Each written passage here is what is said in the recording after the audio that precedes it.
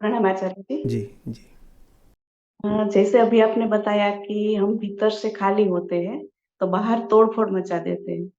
तो मैं डॉक्टर हूँ और हम जो मेडिसिन देते हैं उसमें ये जो मेडिसिन आती है वो बहुत सारे एनिमल्स के ऊपर परीक्षण होते आती है तो उसके ऊपर बहुत अत्याचार होता है, वो मर भी जाते हैं।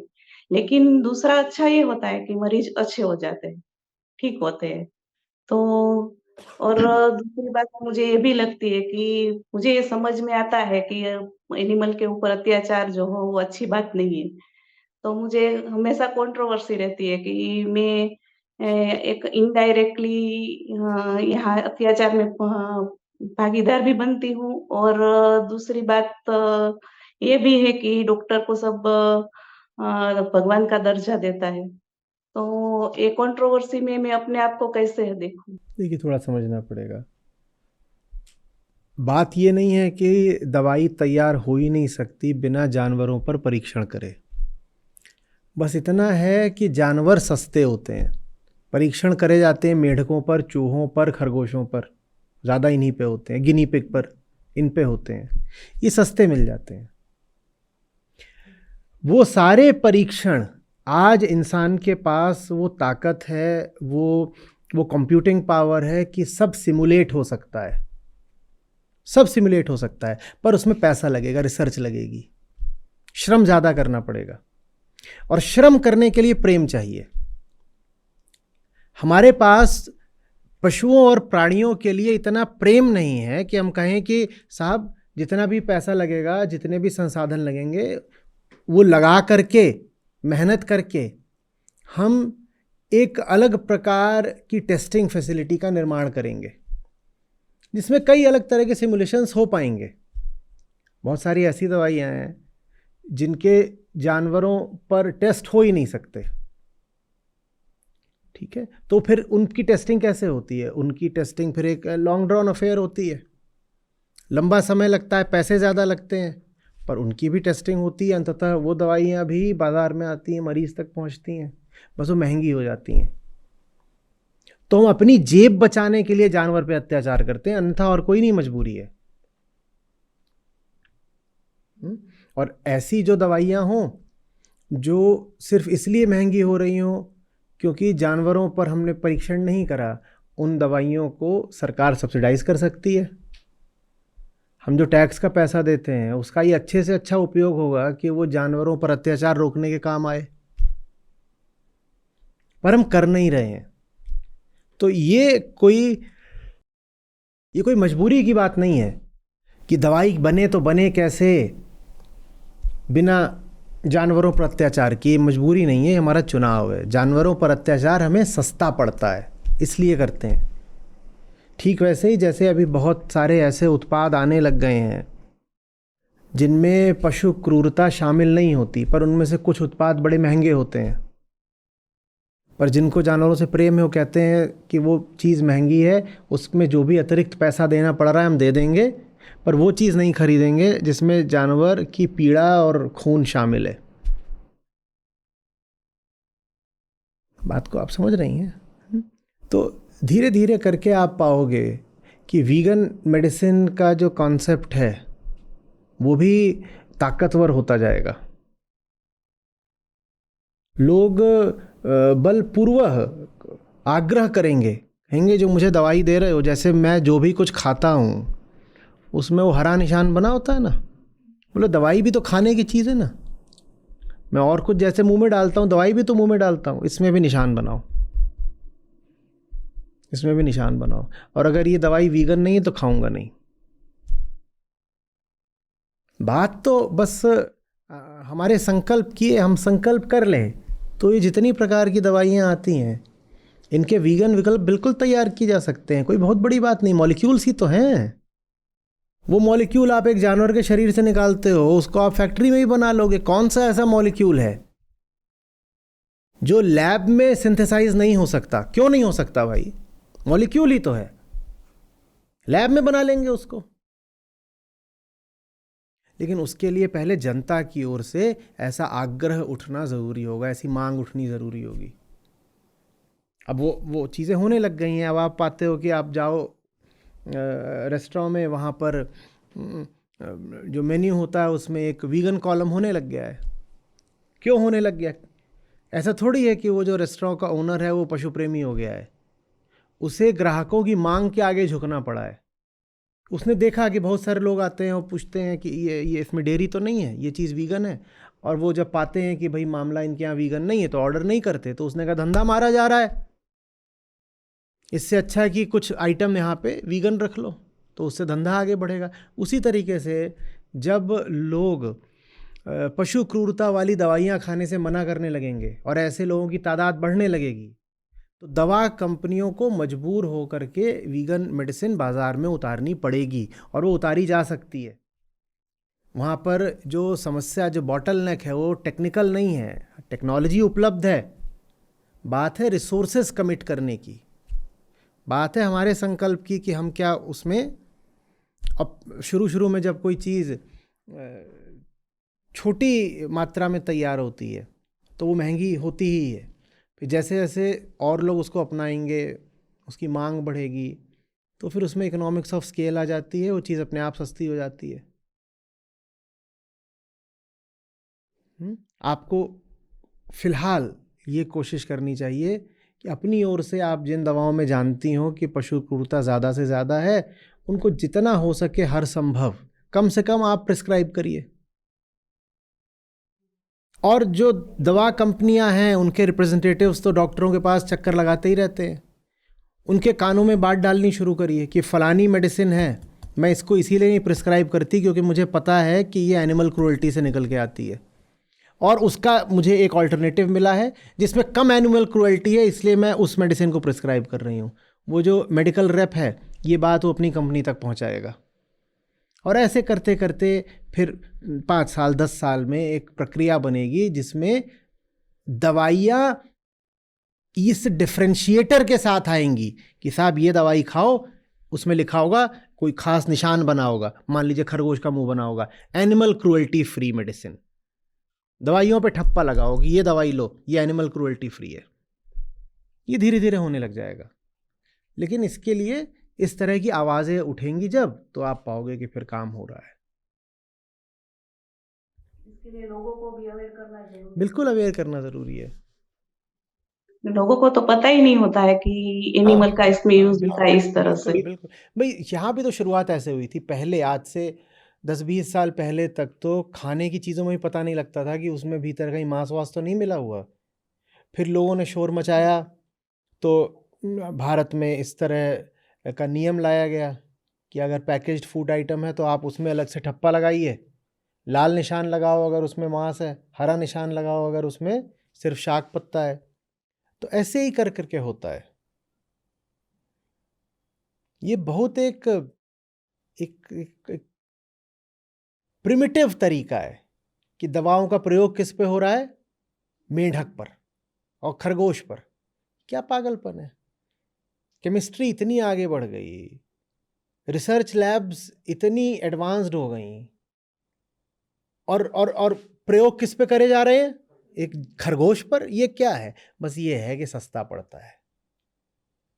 लाखों की तादाद में खरगोश ब्रीड किए जाते हैं, उनको लैब्स में पहुंचा दिया जाता है, उन पे तरह तरह के प्रयोग किए जाते हैं। सस्ता और पुराना तरीका है। लोग कह रहे हैं काहे को बदलें ये तरीका? तरीका बदला जा सकता है, उसमें कोई अड़चन नहीं है। कुछ लोगों को जान भी देनी पड़ेगी, ये कहना पड़ेगा कि मर जाऊंगा लेकिन ये दवाई नहीं खाऊंगा, मुझे बहुत अच्छे से पता है दवाई कहाँ से आती है। इस तरह के जब मामले आएंगे तो ये क्या, दवा बनाने वाली कंपनियां, पूरी जो फार्मा इंडस्ट्री है, ये दुनिया की बड़ी से बड़ी इंडस्ट्रीज़ में से एक है। हम ऑयल एंड गैस की बात करते हैं, फार्मा उसके टक्कर की है। ये लोग तो अपने मुनाफे के लिए काम करते हैं। इन्हें जैसे ही दिखाई देगा कि इनका मुनाफा वीगन मेडिसिन बनाने में है, खट से तैयार कर देंगे।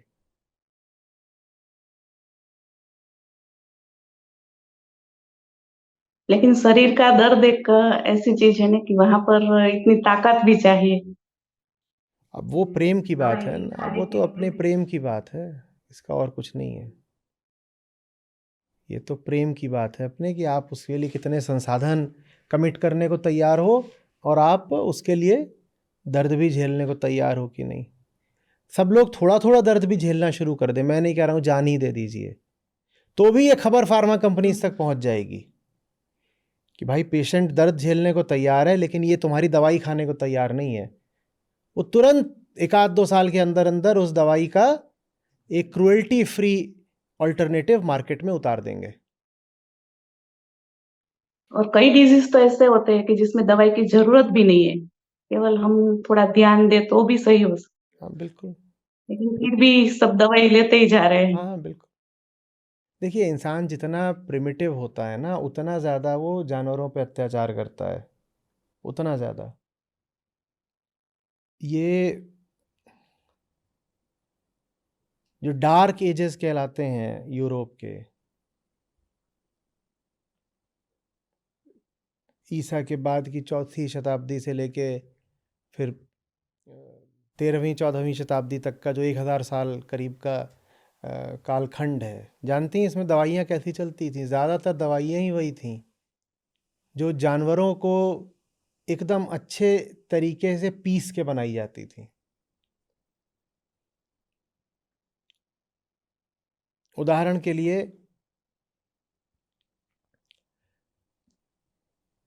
चमगादड़ का मस्तिष्क निकाल करके मेमने के गले की खाल में उसको बांध दो और उसको बिल्कुल पकौड़े या समोसे की तरह फ्राई कर लो और फिर उसको गले में लटका लो।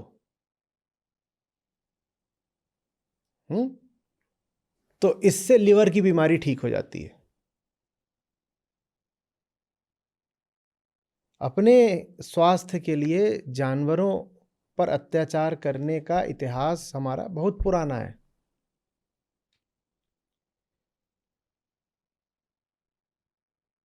अभी भी तो हुआ था, कोविड हुआ था, तो उसमें कहीं के कोई मौलाना साहब थे, उनका वीडियो आया था, वायरल हुआ था, वो प्रवचन दे रहे थे, बोल रहे थे जो कबूतर होता है ना, कबूतर कबूतर इस कबूतर का दिल निकालो और उसको अच्छे से पीसो और फिर फलाने शरबत में डाल करके पी जाओ तो तुम्हें कोविड नहीं होगा। और न जाने कितनों ने इस चक्कर में कबूतर पकड़ के पीस भी दिए होंगे।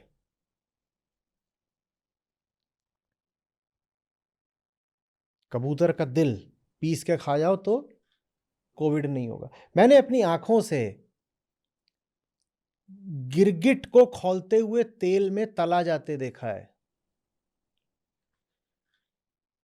और वो जो लोग खड़े होते हैं उनके सामने गिरगिट निकाल के एकदम जिंदा गिरगिट खौलते तेल में तला जाता है और फिर वो जो तेल है वो शीशी में भर के दे दिया जाता है। उसको ये माना जाता है कि इसकी मालिश से गठिया का दर्द कम हो जाता है।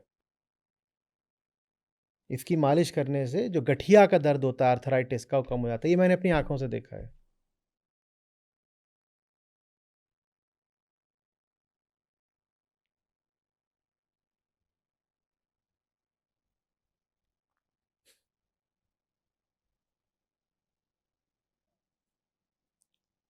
ये सब हमारी पुरानी पाशविकता के अवशेष हैं। अगर हम आध्यात्मिक हो जाएं तो भी ये सब मिटेगा, और अगर हम आधुनिक हो जाएं तो भी ये सब मिटेगा।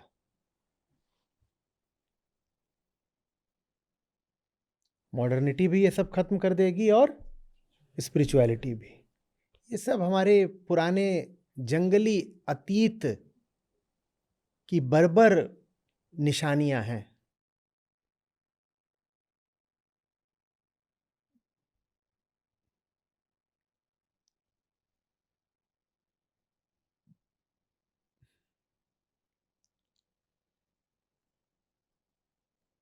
आज भी कितनी सारी प्रजातियां क्यों लुप्त हुई हैं?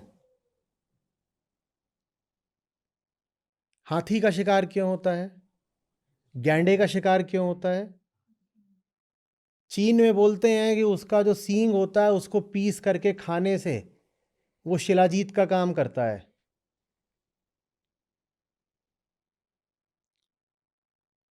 पुरुषों की मर्दाना ताकत बढ़ जाती है अगर वो गैंडे का सींग पीस के खाते हैं तो सारे चीनी पगलाए रहते हैं कि कहीं से गैंडे का सींग मिल जाए, वो उनके लिए वाइग्रा है।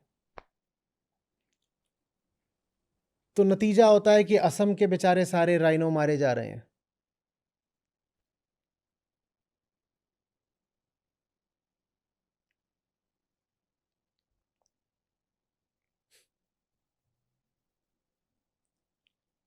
ये सब अज्ञान। आधुनिकता की दृष्टि से देखो तो साइंटिफिक इलिटरेसी, और अध्यात्म की दृष्टि से देखो तो आत्मज्ञान के अभाव से उठती हिंसा। और इसमें दोनों बातें हैं। जो व्यक्ति इन सब चीजों में लगते हैं उनमें साइंटिफिक इलिटरेसी भी होती है, नहीं तो ये ना सोचते कि गैंडे का सींग खाने से उनकी मर्दानगी बढ़ जाएगी। हम्म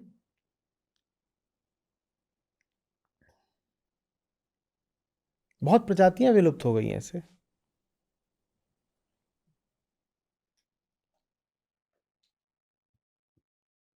कितने पक्षी ऐसे हैं, बच्चा नहीं हो रहा है तो औरत को फलाने पक्षी के छोटे छोटे बच्चों का दिल खिलाओ तो उससे उसको बच्चा हो जाएगा। अब वो उसके बच्चे ही मार दिए तो प्रजाति कहां से बचेगी।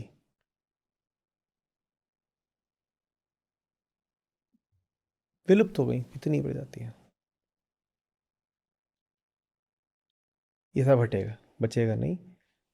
हमारी ही ओर से जब मांग आएगी तो नियम भी बनेंगे, कायदे भी बनेंगे, सब ठीक हो जाएगा।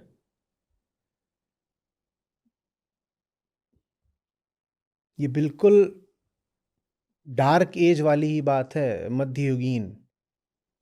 आज से 100 साल बाद की पीढ़ियां ये सोच के हैरान हो जाएंगी कि फार्मा लैब्स में कबूतरों और मेंढकों और खरगोशों पर प्रयोग होते थे। ये बात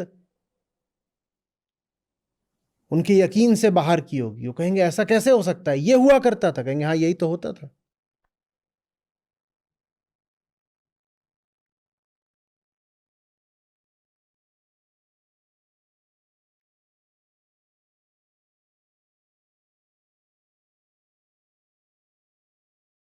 कितने ही देश हैं जहां पे अब जो 10वीं 12वीं के छात्र होते हैं उनको बायोलॉजी में जो मेढक वगैरह कटवाए जाते थे उस पर प्रतिबंध लगा दिया है। वरना अब ये खूब चला करता था, भारत में शायद अभी भी चलता है। जो मेढक को ले आते हैं, वो मोम का बोर्ड होता है, उस पे वो मेढक को क्लोरोफॉर्म्ड रखते हैं तो जिंदा मेढक है। और वो जिंदा है और छात्रों को सिखाया जाता है, और छात्र यही 10वीं 12वीं के हैं। कहते हैं इसको फाड़ो, वो उसको फाड़ते हैं, अंदर उसका दिल धड़क रहा होता है और उसकी पिनिंग होती है, उसको फाड़ के उसको पिनिंग करी जाती है उसी बोर्ड पर। और फिर देखा जाता है कि इसके अंदर क्या क्या, उतनी देर में उसका दिल बहुत देर तक धड़कता रहता है। उसको पूरा फाड़ दिया और दिल धड़क रहा है, वो क्लोरोफॉर्म्ड है। कई देशों में बंद कर दिया गया। जहां जहां विज्ञान की पकड़ गहरा रही है, या जहां जहां अध्यात्म कह लीजिए या मानवतावाद कह लीजिए, या उसको आप मानवतावाद भी क्या बोलेंगे, चेतनावाद कह लीजिए, consciousness towards everything that is sentient, वो गहरा रही है, वहां ये सब काम सब धीरे धीरे बंद होते जा रहे हैं। मैं 10वीं में था, मेरे सामने मछली आई थी, और बर्बरता आदमी वहीं से सीख लेता है। मेरी क्लास में एक था, तो हमको मछली आई थी, जो स्पेसिमेन दिए गए थे, एक मछली थी एक अंगूर था। तो वो इतना नालायक, उसने मछली की आंख निकाल दी और वहां अंगूर डाल दिया।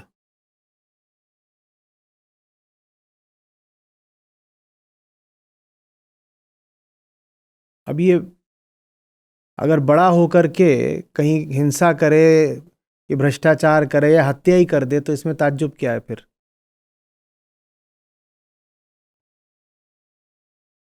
और सब देख रहे हैं, हंस रहे हैं कि देखो मछली की आंख में अंगूर डाल दिया है। मछली की बड़ी सी आंख, इतनी बड़ी मछली थी, दो स्पेसिमेन आए थे, एक मछली थी और एक अंगूर था। तो उसने करा कि ठीक, और सब हंसो हंसो।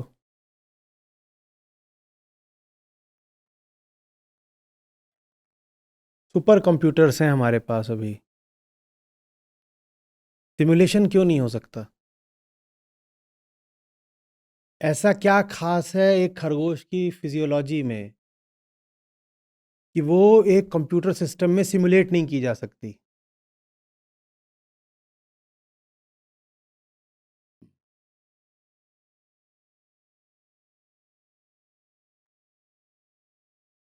हम्म?